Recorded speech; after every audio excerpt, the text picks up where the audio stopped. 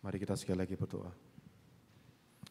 Kiranya renungan kami pada pagi hari ini manis kedengaran kepadamu ya Bapa.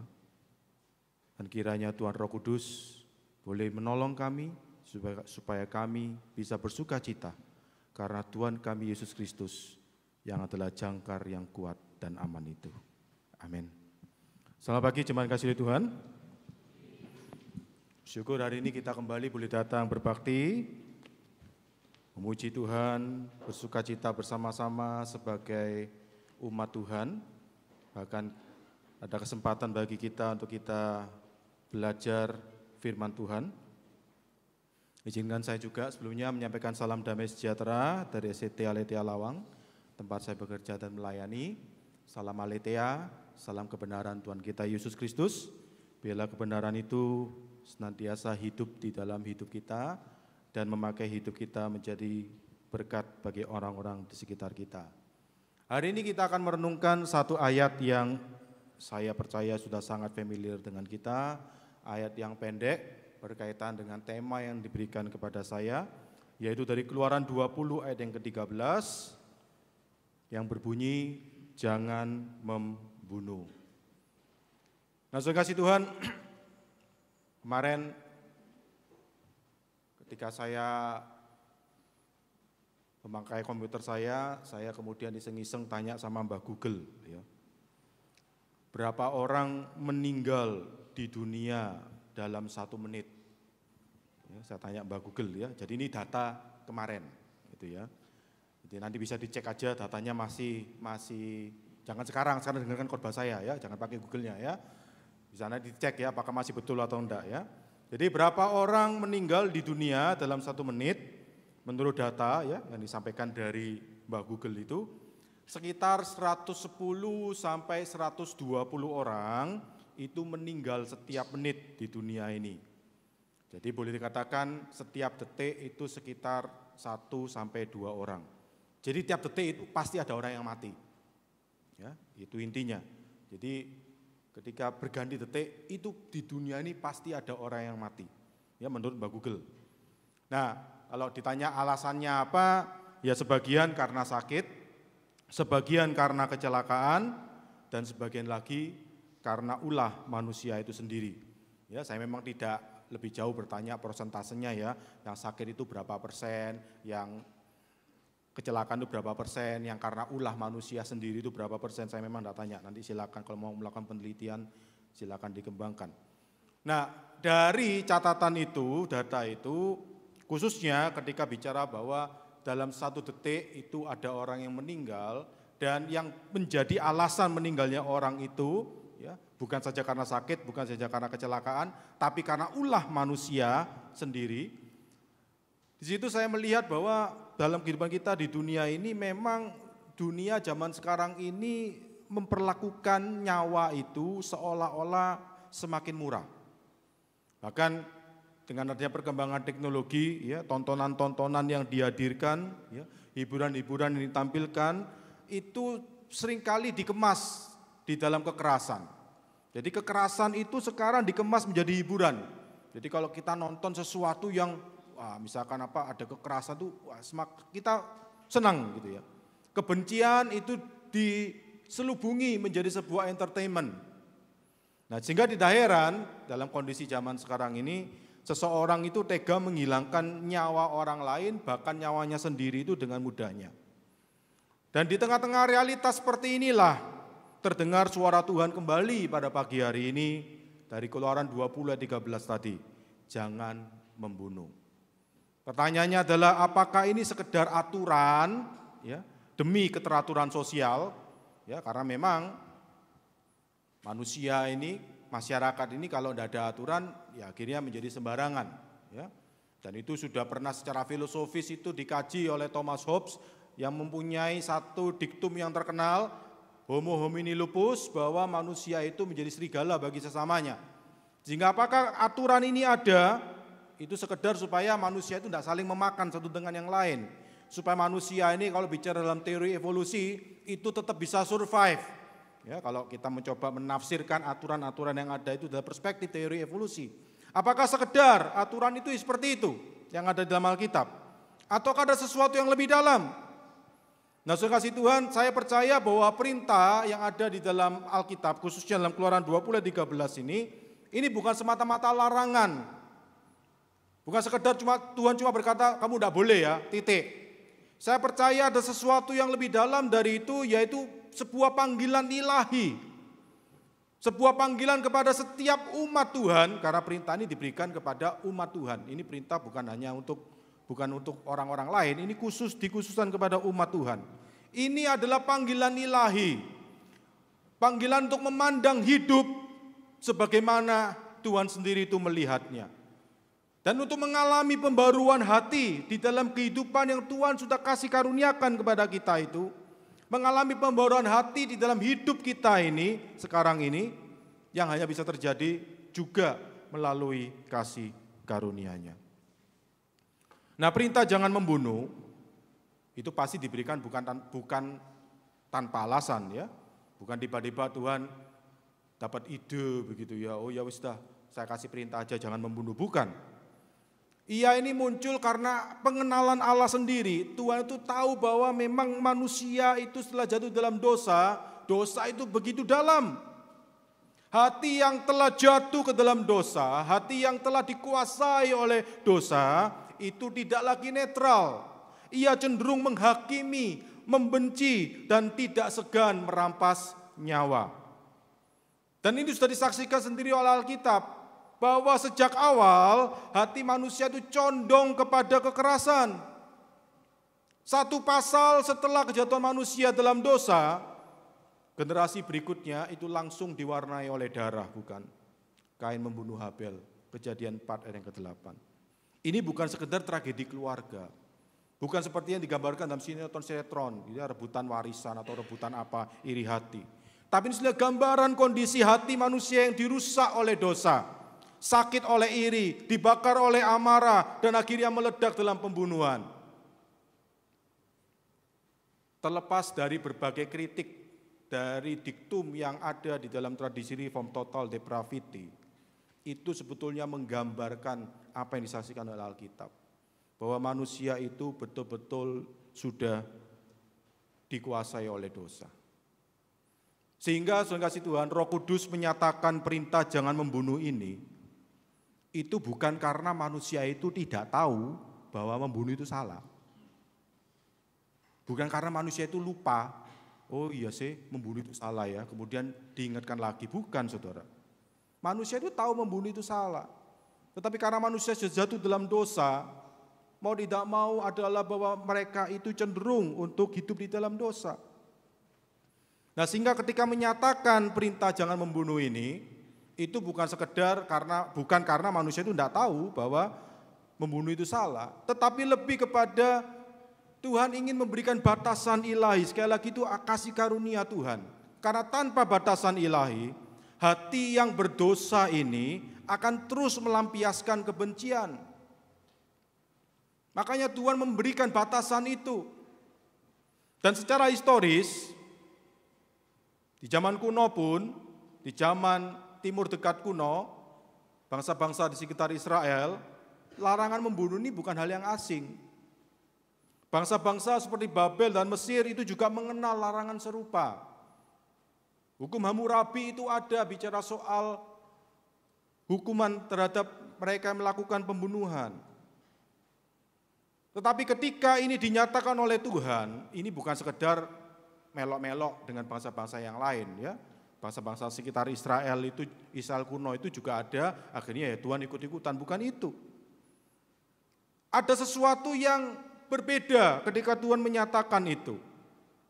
Bahwa ini bukan sekedar menjaga keteraturan sosial, supaya manusia itu tidak saling memakan satu dengan yang lain, bukan sekedar membatasi supaya manusia itu tidak saling menghancurkan satu dengan yang lain, tetapi itu menegaskan nilai unik setiap manusia sebagai gambar Allah. Motif daripada larangan ini bukan sekedar untuk membatasi supaya dosa itu tidak merajalela di dalam kasih karunia Tuhan, tetapi juga untuk menegaskan bahwa manusia itu kenapa perlu dihargai hidup mereka, karena mereka diciptakan menurut gambar dan rupa Allah. Sehingga ketika hidup itu diambil dengan semena-mena, ketika terjadi pelanggaran terhadap nyawa, itu bukan sekedar pelanggaran hukum, melainkan penghinaan terhadap Sang Pencipta itu sendiri. Karena saudara kasih Tuhan, dalam bahasa Inggris pun ya, terjemahan dari kata Ibrani yang dalam bahasa Indonesia yang terjemahan aja membunuh, itu tidak menggunakan kata kill, tetapi menggunakan kata murder. Artinya apa? Ini memang dikaitkan dengan pembunuhan karena amarah atau kebencian pribadi. Jangan membunuh di sini bicara soal pembunuhan yang dilandasi oleh kebencian, kekerasan yang dilandasi oleh karena amarah pribadi. Dan ketika kita memahami seperti itu, pasti ada satu pertanyaan yang muncul. Ada sebuah tantangan teologis yang nyata. Bagaimana memahami larangan membunuh? Sementara dalam sejarah Perjanjian Lama sendiri, Allah memerintahkan bangsa Israel untuk membunuh dalam konteks perang atau penghakiman atas bangsa-bangsa yang jahat. Misalnya Yosua 6 tentang Yeriko, 1 Samuel 15 tentang Amalek. Ketika semua itu harus dimusnahkan, apakah ini kontradiksi? Dan ini sudah menjadi pergumulan sejak zaman gereja mula-mula, gereja perdana. Ada salah satu bapak gereja yang bernama Marcion akhirnya mengatakan sudah wis, tidak usah PL-PL-an, tidak usah perjanjian lama, perjanjian lamaan. Perjanjian lama itu Allah yang kayak monster itu, ya. Yang suka untuk perang, suka untuk membunuh, gitu ya. Kita pakai PB aja sudah. Makanya Marcion itu menolak perjanjian lama, hanya menerima perjanjian baru. Itu sudah menjadi pergumulan sejak gereja mula-mula. Dan kalau tetap menjadi pergumulan sampai zaman sekarang, ya itu memang sesuatu yang sudah pernah terjadi. Seperti kata khotbah bukan, tidak ada yang baru di bawah. Jangan bilang kolong langit loh ya, kolong langit berarti tidak baca kitab khotbah itu. Tidak ada yang baru di bawah matahari. Nah saudara, kalau kita melihat ya dalam konteksnya, harus dipahami bahwa perintah Allah untuk berperang atau membunuh dalam konteks perjanjian lama itu bukanlah izin untuk tindak kekerasan. Seakan-akan Tuhan itu senanya sendiri, ya tidak suka sama ini sudah dibantai, tidak suka sama ini dibantai. Seakan-akan ada kebencian pribadi, seakan-akan ada amarah pribadi. Bukan soal itu sebetulnya. Melainkan ini sebetulnya bagian dari tindakan penghakiman ilahi atas dosa. Sejak awal, Kejadian 15 ayat 16 misalnya, itu sudah dinyatakan ketika Allah akan membuat perjanjian dengan Abram, sudah disampaikan bahwa bangsa Amori, perwakilan dari bangsa-bangsa Kanaan, itu dosanya masih belum genap. Artinya apa? Bukan maksudnya disuruh semakin banyak buat dosa, bukan itu maksudnya. Artinya apa? Itu wujud kesabaran Tuhan. Bahwa Tuhan masih memberikan pada mereka kesempatan untuk bertobat. Dan ketika waktunya memang sudah tiba, penghakiman itu datang dan Tuhan memberikan itu. Dan Tuhan memakai bangsa Israel untuk menghukum mereka. Karena konteks di zaman itu memang setiap negara itu adalah teokrasi. Setiap bangsa itu ada dewanya sendiri-sendiri. Sehingga peperangan itu boleh juga dikatakan sebagai perang agama pada zaman itu. Perang antar dewa, perang antar Tuhan mereka masing-masing. Itulah konteks teokrasi, di mana bangsa Israel khususnya itu berfungsi sebagai alat penghukuman Allah. Seperti bangsa-bangsa yang lain ketika berperang menjadi alat penghukuman dari dewa-dewa mereka kepada bangsa yang dikalahkan. Nah sehingga dari konteks ini kita melihat ini tidak bisa disamakan dengan pembunuhan pribadi ya, atas dasar kebencian, iri hati atau balas dendam. Sedangkan semua kasus seperti Yosua 6 dan 1 Samuel 15, inisiatif dan otoritasnya itu berasal dari Allah sendiri. Karena dia adalah hakim yang adil, bukan dari keinginan manusia. Itu konteks perjanjian lama. Dan itu bagian dari penyataan bagaimana Allah mengerjakan karya keselamatan itu yang dilanjutkan dalam perjanjian baru. Dan kita tahu bukan bahwa sejak kedatangan Kristus, umat Tuhan itu tidak lagi hidup di bawah sistem teokrasi seperti bangsa Israel. Yesus tidak pernah memerintahkan murid-muridnya untuk membunuh musuh. Justru sebaliknya, ia berkata, kasihilah musuhmu, Matius 5:44. Bahkan ia menegur muridnya yang menghunus pedang untuk melakukan kekerasan, Yohanes 18:11. Orang percaya di era perjanjian baru dipanggil bukan sebagai alat penghakiman dan penghukuman. Di perjanjian lama konteks ketika Tuhan menghukum dosa dalam mempersiapkan kedatangan Kristus yang nantinya menanggung hukuman dosa itu sendiri, Israel kuno itu dipakai menjadi alat Tuhan untuk mendatangkan penghakiman dan penghukuman. Bahkan Tuhan sendiri menghakimi dan menghukum Israel ketika mereka tetap tinggal di dalam dosa dengan menggunakan bangsa lain, bukan? Beda dengan kita sekarang, kita yang percaya kepada Kristus di era perjanjian baru itu dipanggil bukan sebagai alat penghakiman dan penghukuman, melainkan sebagai saksi kasih dan kebenaran yang membangun hidup. Harmoni ini antara perjanjian lama dan perjanjian baru mengajarkan bahwa perintah jangan membunuh itu bukan aturan yang berdiri sendiri, tetapi bagian dari penyataan Allah yang berkelanjutan dari perjanjian lama menuju ke perjanjian baru yang puncaknya itu ada di dalam Kristus. Apa yang dahulu digunakan untuk mendisiplin dan menghakimi, kini digenapi di dalam salib, di mana keadilan dan belas kasihan itu bertemu. Kalau pakai bahasa Mazmur 85:11, keadilan dan belas kasihan itu berpeluk-pelukan dan bercium-ciuman. Makanya Yesus datang dan mengatakan dengan jelas, Matius pasal yang ke-5, aku datang bukan untuk meniadakan, membuang hukum Taurat, tetapi untuk menggenapinya. Itu digenapi di kayu salib. Yang jelas pasti adalah bahwa perintah jangan membunuh itu mengundang umat Tuhan untuk merenungkan nilai kehidupan di dalam terang kasih Allah dan untuk bertanya, apakah sikap saya terhadap nyawa orang lain mencerminkan hati Allah yang panjang sabar dan penuh kasih? Saudara kasih Tuhan, semua orang percaya itu dipanggil untuk menolak kekerasan yang lahir dari kebencian pribadi dan menjunjung tinggi kehidupan sebagai anugerah dari Tuhan. Oleh karena itu larangan ini, perintah jangan membunuh ini, aturan ini perlu dipahami di dalam terang kasih karunia Kristus. Bukan sekedar hukum tertulis semata. Karena apa? Karena Allah sebetulnya menyoroti akar terdalam dari tindakan pembunuhan, yaitu hati manusia yang memberontak dan dikuasai dosa. Dan di dalam sejarah kita melihat baik di dunia kuno maupun modern sekarang ini, nilai hidup manusia itu dari dulu sampai sekarang itu sering diabaikan. Dalam sejarah modern misalnya tampak dalam sejarah Holocaust. Bahkan baru-baru ini peristiwa Mei 1998 itu sudah mulai untuk disangkal. Kekerasan atas nama politik atau agama itu sudah menjadi hal yang biasa, bukan?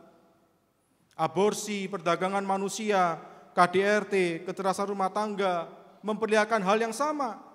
Bahwa tanpa terang firman Tuhan, manusia itu merasa berhak mempermainkan hidup sesamanya. Selain itu perlu disadari juga, kita perlu mengingat bahwa dalam sistem sosial yang tidak adil pun, seperti ketimpangan ekonomi, akses kesehatan yang tidak merata, atau diskriminasi rasial, hidup manusia itu juga dapat terenggut secara sistematik. Dan larangan ini juga mengingatkan kita untuk kita peduli dan berusaha untuk mengubah struktur-struktur yang membunuh secara tidak langsung, bahkan struktur yang hadir di dalam gereja. Hal ini ditegaskan oleh Tuhan Yesus ketika membuka lapisan terdalam di dalam perintah ini. Dalam Matius 5:21-22 yang di awal itu saya katakan, aku datang bukan untuk meniadakan hukum Taurat, tetapi untuk menggenapinya. Penggenapan daripada perintah jangan membunuh ini dinyatakan bahwa pembunuhan itu tidak dimulai di tangan, tetapi di hati. Amarah yang dipendam, kata-kata penghinaan, bahkan sikap dingin terhadap sesama, semua itu adalah benih-benih pembunuhan di mata Tuhan. Sehingga masalah utama itu bukan sekedar tindakan fisik, bukan sekedar saya mengambil sebuah pisau dan kemudian menusuk dan membunuh orang, Masalah utamanya bukan sekedar tindakan fisiknya, tetapi kondisi hati yang masih dikuasai oleh dosa, yang belum mengalami pembaruan oleh Roh Tuhan, masalah hati yang tidak lagi dikuasai oleh kasih. Inilah akar dari kekerasan, hati manusia yang sudah rusak dan kehilangan kemuliaan Tuhan. Saudara kasih Tuhan, perintah jangan membunuh itu bukan hanya sebuah larangan, tetapi seruan Allah untuk menghargai hidup dan menerima kasih yang memulihkan hati. Kita bersyukur kita itu punya Tuhan yang bukan cuma sekedar merintah terus kemudian ditinggal. Kan ada ya mungkin kita yang jadi bos mungkin bisa saja kita ngasih perintah, misalkan kita punya pembantu misalkan di rumah, tolong buatkan saya kopi begitu. Ya sudah, toh kan terus kita tinggal, kita kan kerja yang lain. Dia yang ngerjain buatin kopinya. Kemudian setelah kopinya dibuat gini, ternyata kopinya enggak enak gitu ya. Saya perintahnya padahal saya minta kopi itu tawar ya, ternyata dikasih gula yang manis gitu ya. Ya marah saya toh. Tapi kita bersyukur kita bukan punya Tuhan seperti itu. Dikasih perintah jangan membunuh terus kemudian ditinggal dilihat. Kamu kira-kira bisa melakukan enggak? Oh enggak bisa lakukan, terus kemudian malah hakimi atau apa? Bukan. Saudara, perintah ini diberikan adalah juga dengan pertolongan dari Tuhan untuk kita melakukannya. Buktinya apa, saudara? Perhatikan bahwa 10 perintah, termasuk perintah jangan membunuh ini, tidak diberikan kepada bangsa yang masih diperbudak di Mesir. Allah itu terlebih dahulu melepaskan mereka dari perbudakan di Mesir. Baru kemudian perintah-perintah itu diberikan. Tuhan tidak berkata, ini ya ada 10 perintah kamu lakukan, kalau kamu lakukan, kamu taat, saya bebaskan dari perbudakan Mesir. Tidak loh. Mereka dibebaskan dari perbudakan dahulu, baru kemudian perintah ini diberikan. Artinya apa saudara? Penebusan itu mendahului tuntutan. Anugerah mendahului perintah. Grace precedes the law. Penebusan itu mendahului tuntutan. Anugerah itu mendahului perintah. Keluaran 22 mengatakan dengan jelas, Akulah Tuhan Allahmu yang membawa engkau keluar dari tanah Mesir, dari tempat perbudakan itu. Saudara, inilah sebetulnya fondasi dari seluruh hukum Taurat.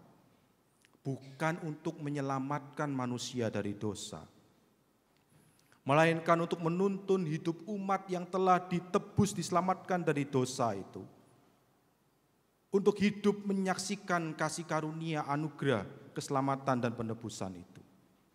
Hukum ini tidak diberikan kepada budak-budak supaya mereka dimerdekakan dari perbudakan mereka.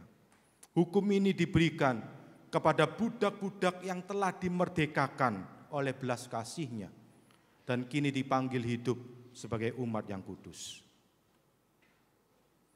Sehingga ketika Yesus datang untuk menggenapi hukum Taurat dalam Matius 5:17, penggenapan ini sekali lagi bukan sekedar ketaatan harfiah, melainkan penafsiran ulang yang membongkar lapisan paling luar dari ketaatan itu yang bersifat legalistik itu tadi, yang cuma sekedar yang penting saya taat, membongkar lapisan luar itu untuk menyingkapkan sebetulnya inti daripada kasih Tuhan.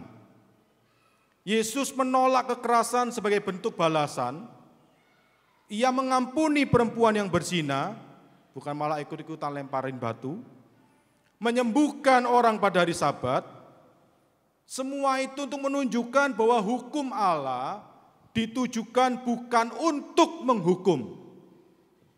Hukum Allah ditujukan bukan untuk menghakimi. Hukum Allah ditujukan untuk memulihkan. Sehingga perintah jangan membunuh khususnya itu pun harus dibaca di dalam terang kasih karunia Tuhan ini tadi. Ini bukan hanya soal tidak mencabut nyawa secara fisik, tetapi juga menyerukan pembaruan sikap batin terhadap sesama. Hukum itu menjadi sempurna bila dijalani dengan kasih. Roma 13 ayat 10. Sebab kasih tidak membunuh. Ia memulihkan, ia menegur dengan lemah lembut, dan memberi ruang bagi pertobatan. Di dalam Kristus, larangan jangan membunuh ini menjadi sebuah panggilan yang aktif. Bukan hanya untuk tidak merusak, tetapi juga untuk merawat dan mensejahterakan hidup sesama dan diri sendiri. Inilah keseimbangan Injil. Kebenaran itu tidak dilemahkan, tetapi dibingkai oleh kasih. Karena tanpa kasih, hukum itu menjadi senjata. Tanpa kasih, hukum itu bisa menjadi alat penindasan. Tetapi sama juga sebaliknya, tanpa hukum, kasih itu bisa kehilangan arah. Tanpa hukum, kasih itu menjadi sebuah pembiaran. Wis tak apa-apa sudah wis, bunuh sebanyak-banyaknya sampai kamu itu puas, tak apa-apa sudah. Di dalam Kristus, keduanya bertemu di dalam harmoni ilahi. Dan soal kasih Tuhan, kita tahu bahwa pelanggaran terhadap hidup itu tidak hanya terjadi melalui kekerasan kepada orang lain. Dalam beberapa situasi, seseorang bisa terdorong untuk mengakhiri hidupnya sendiri. Hal ini sering timbul dari tekanan batin yang berat, perasaan tidak berharga, atau kemarahan yang diarahkan kepada diri sendiri. Meski berbeda bentuk, tindakan ini sebetulnya mencerminkan krisis nilai hidup yang dalam. Tetapi sekali lagi, ketika kita membingkai, perintah itu bukan sebagai alat untuk menghukum dan menghakimi, tetapi sebagai alat untuk memulihkan di dalam kasih karunia Tuhan. Maka penting bagi kita untuk menanggapi isu bunuh diri ini dengan belas kasihan, bukan penghakiman. Kalau belum kita sudah bertanya, itu orang yang bunuh diri itu masuk surga enggak? Itu kita sudah bicara penghakiman, saudara. Karena urusan yang bisa menghakimi itu adalah urusannya Tuhan, bukan urusannya kita. Ketika anak Rick Warren itu bunuh diri, kemudian orang bertanya, pendeta kok bisa jadi pendeta kayak gitu, anaknya bunuh diri. Itu bicara penghakiman, saudara. Bukan bicara pemulihan. Banyak orang yang mengalami tekanan berat secara mental, itu tidak membutuhkan vonis teologis. Saya ulangi sekali lagi. Banyak orang yang mengalami tekanan berat secara mental, itu tidak membutuhkan vonis teologis. Melainkan pelukan kasih dan ruang yang aman untuk bergumul. Gereja perlu untuk membuka diri bekerja sama dengan pendekatan medis dan psikologis modern, demi menyediakan pemulihan yang bersifat menyeluruh itu tadi. Karena itu sangat penting bagi umat Allah untuk memperhatikan mereka yang sedang bergumul secara emosional dan mental. Itu bukan hanya tugasnya pendeta, bukan hanya tugasnya penatua, saudara. Itu tugas kita bersama sebagai umat untuk menciptakan ruang yang aman itu tadi. Saudara, gambaran sederhana, saudara. Kalau katakanlah saya punya anak yang kemudian mengalami depresi, kemudian saya berkata, ya sudah tak serahkan kepada konselor, terus saya tidak mau ikut-ikut. Yang penting saya bayari konselornya. Itu bukan keluarga yang baik, saudara. Gereja dipanggil untuk menunjukkan kepedulian, mendengarkan tanpa menghakimi, dan mengarahkan pada pengharapan dalam Kristus. Karena firman Tuhan sendiri berkata, bukan? Tuhan itu dekat kepada orang-orang yang remuk hati. Ia menyelamatkan orang-orang yang patah semangat. Mazmur 34 ayat 19. Yesaya 42:3 ayat yang ketiga juga mengatakan, bulu yang patah terkulai tidak akan diputuskannya, sumbu yang pudar nyalanya tidak akan dipadamkannya. Kalau gereja itu hanya mau melayani yang kaya-kaya, yang sehat-sehat secara fisik ataupun secara roh, secara mental, ya kita tidak melakukan firman ini, saudara. Justru dalam kondisi terpuruk secara psikis dan secara fisik, gereja perlu untuk peduli. Karena kalau enggak, saudara, itu artinya kita membunuh sesama kita itu dengan pelan-pelan. Karena perintah jangan membunuh itu mengajarkan bahwa hidup dalam kondisi apapun itu tetap punyanya Tuhan. Hidup dalam kondisi apapun, mau sehat, mau sakit, mau kaya, mau miskin, mau waras, mau gila, hidup dalam kondisi apapun itu punyanya Tuhan. Maka menyerah kepada keputusasaan, bowat aku, Ini memang sudah gendeng kayak gitu, mau gimana wis dikeluarkan aja dari gereja. Nggak usah diurus sudah. Itu bukanlah jalan keluar, saudara. Mencari pertolongan itu adalah langkah yang sesuai dengan kehendak Tuhan. Di dalam Kristus tersedia kekuatan untuk menghadapi pergumulan dan melalui tubuh Kristus, yaitu jemaatnya, seharusnya disediakan juga dukungan yang nyata untuk bertahan dan pulih. Karena bukankah tadi sudah dibacakan, saudara, dalam Yohanes pasal yang ke-10 tadi, bahwa Yesus datang supaya kita itu mempunyai hidup dan mempunyai dengan berlimpah-limpah. Yesus datang bukan untuk membunuh dengan cepat ataupun pelan-pelan, tetapi itu menghadirkan hidup itu dengan berlimpah-limpah. Dan hanya Kristus yang sanggup memperbarui hati yang membenci. Di dalam Dia, hukum ini bukan hanya diulang tetapi digenapi. Yesus menyerahkan nyawanya bukan untuk menghukum, tetapi untuk memberi hidup. Yohanes 10:10 tadi itu. Darahnya itu berbicara lebih kuat daripada darah Habel. Ibrani 12:24. Habel berseru meminta keadilan. Yesus berseru untuk menggenapi seruan yang meminta keadilan itu dengan seruan yang memberikan pengampunan. Karena Ia sendiri yang menanggung keadilan Allah menggantikan manusia yang berdosa. Di tengah dunia semakin terbiasa dengan kekerasan, di mana nyawa bisa diabaikan demi uang, kekuasaan, ataupun ideologi, umat Tuhan seharusnya tidak boleh diam. Perintah Allah harus bergema dengan tegas. Hidup manusia itu kudus, mulia, karena itu punyanya Tuhan. Dan tidak seorang pun berhak merampasnya dengan tangan penuh amarah atau hati yang kuasai kebencian ataupun keputusasaan. Dan Roh Kudus menuliskan perintah ini bukan hanya di Loh Batu. Bagi umat perjanjian baru, perintah ini juga ditulis dalam hati manusia yang percaya, dalam hati umatnya. Karena tanpa hati yang diperbaharui, kemarahan itu tidak pernah benar-benar hilang. Ia hanya tersembunyi, menunggu saat untuk meledak. Tapi Injil membawa kuasa untuk mampu menghentikan siklus kebencian, menumbuhkan kasih yang melindungi kehidupan.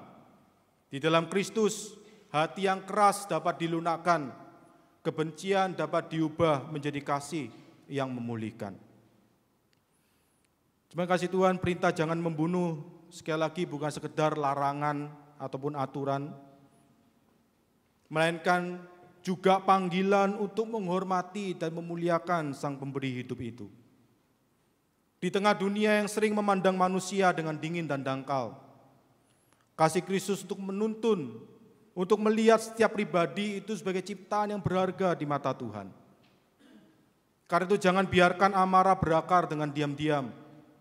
Jangan izinkan kebencian itu menjadi hal yang biasa. Jangan meremehkan kehidupan, baik secara lahiriah maupun batiniah. Biarlah kasih Kristus itu menguduskan setiap relasi, mengubahkan sikap dan memampukan umat ini untuk menjadi pembawa damai di tengah dunia yang penuh kekerasan. Bagaimana kita bisa menjadi garam menerang dunia ini ketika gereja sendiri menormalkan dan membiarkan kekerasan itu terjadi, baik secara kelihatan ataupun tidak kelihatan. Di dalam Kristus tersedia hidup yang menaklukkan maut. Bagi kita yang sungguh-sungguh meyakini Dia adalah Tuhan, Dia adalah jangkar yang kuat dan aman itu. Kita dipanggil untuk menjadi penjaga kehidupan. Bukan karena kehebatan kita, bukan karena kekuatan kita, tetapi kita bersandar, berpegang pada jangkar yang kuat itu. Menjadi penjaga kehidupan dengan perkataan yang membangun, hati yang mengampuni, dan tangan yang menolong. Saudara, dunia ini tidak akan diperbarui hanya oleh pengetahuan akan hukum Allah. Karena dunia sudah tahu, saudara. Tetapi oleh hidup yang dipenuhi dengan kasih dan anugerah Tuhan. Kiranya Roh Kudus memeteraikan firman ini di dalam hati, agar setiap langkah kita sebagai orang percaya mencerminkan kasih yang menghargai dan melindungi kehidupan itu. Dimanapun Tuhan mempercayakan kita, Hargai dan lindungi kehidupan itu di rumah kita sendiri, di tempat kerja sendiri, bahkan di gereja di mana kita melayani. Karena Allah sendiri menghargai kehidupan itu. Di akhir khotbah ini ada 3 pertanyaan reflektif yang boleh kita renungkan bersama. Yang pertama, mari kita bertanya pada diri kita sendiri. Siapa yang hatinya pernah saya sakiti tanpa saya peduli?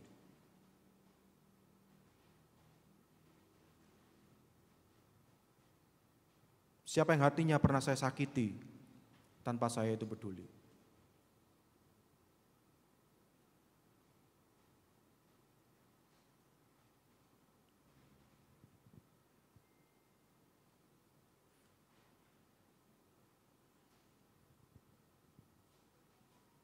Yang kedua, di mana saya sedang membiarkan kebencian itu tumbuh diam-diam? Di mana saya sedang membiarkan kebencian itu tumbuh diam-diam?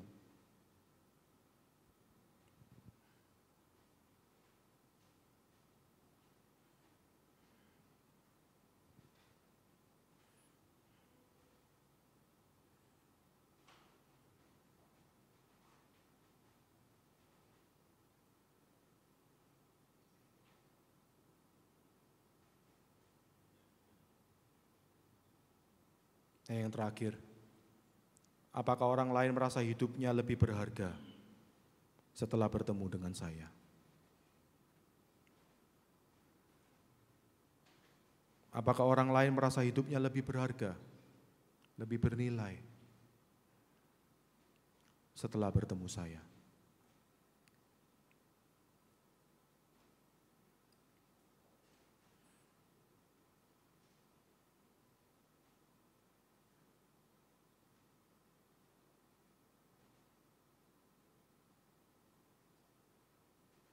Mari kita berdoa.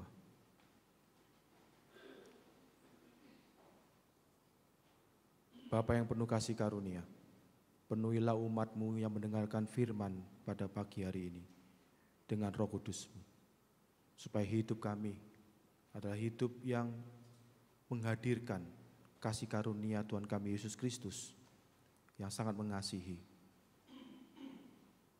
Terima kasih. Inilah doa kami di dalam nama Tuhan Yesus. Amin. Terima kasih dan semoga berkati.